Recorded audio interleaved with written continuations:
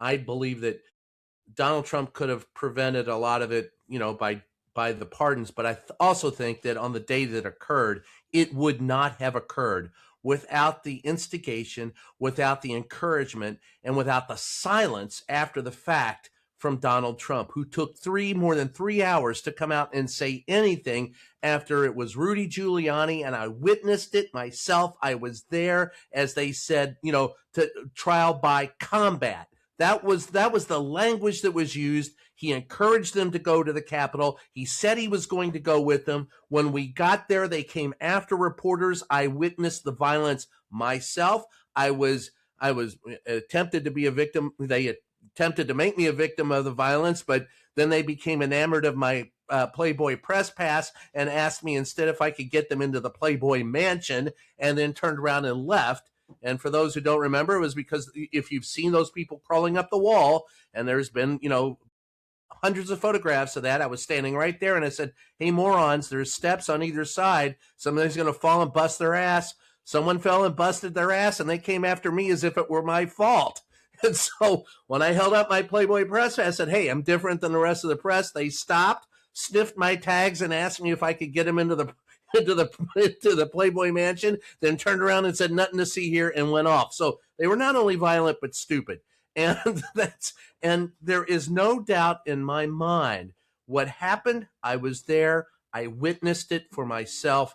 And for Donald Trump to then pardon all 1,600, to your point, if he had just not failed entirely in his attempt to be who he is, if he was just a little bit, just a little tiny bit responsible and presidential, we would not have this. And I agree. I'm concerned about where this country is going, have been since Donald Trump, strolled down the elevators or the escalator at, Trump Tower. But I think that the 5th anniversary of the January 6th incident should not be celebrated. It should be mourned for the past. I mean, they smeared feces on the wall. They threatened to kill people. I saw the gallows.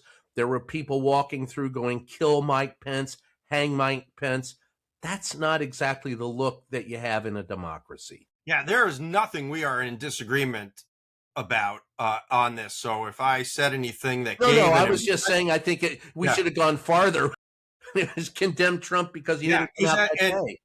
And our legal argument in our court cases against Trump is that he is responsible. And federal judges have said that if it were not for Donald Trump's comments and egging people on, that it probably would not have happened in the manner that it did. This absolutely could have been prevented, and it wasn't. Donald Trump stepped back purposefully, intentionally, and with glee to watch what was happening, because he took pleasure of his supporters showing in a masculine way, whether female or not, that how far they would go for him.